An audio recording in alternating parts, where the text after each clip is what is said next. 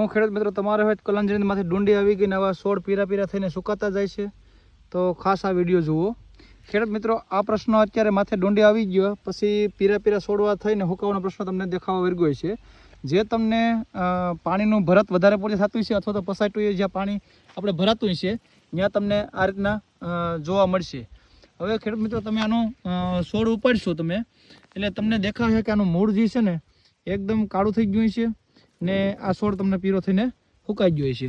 હવે આવું જે થશે તમને આ રોગ તમને આગળ વધતો દેખાશે। આના નિયંત્રણ માટે ખેડૂત મિત્રો તમે શરૂઆતના અંદર કાળી ફૂગના ને સફેદ ફૂગના બેક્ટેરિયા નાખી શકો। હવે આવી ગયા પછી કોઈ કામ આપતું નથી ને ખાસ એક ધ્યાન રાખો કે આમાં પાણીનું ભરત થતું હોય પસાયટે એ પાણીનું ભરત ન થવા દે જેથી કરીને આનો ઉપદ્રવ ઓછો રહે।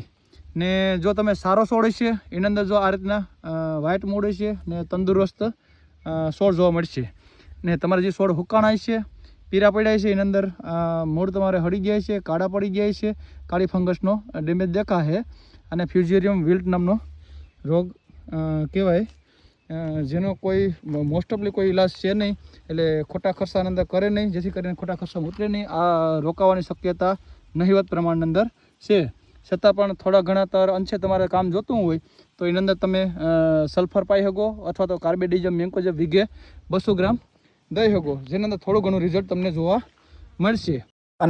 અને ખાસ ઉપરથી ને તમે જટાયુ અથવા તો સારું એવું કાર્ય માટેનું ટેકનિકલ વાપરી લીજો ગેરેલિયો છે અર્ગોન છે એવા ટેકનિકલ વાપરી લીજો જેથી કરીને આ રોગને લીધે કાળિયો આવવાની શક્યતા ઓછી થઈ જાય જેથી કરીને આપણે કાળિયાનો ડર ઓછો લાગે। જય હિન્દ જય ભારત અસ્તુ। અમારા પેજને ફોલો કરો।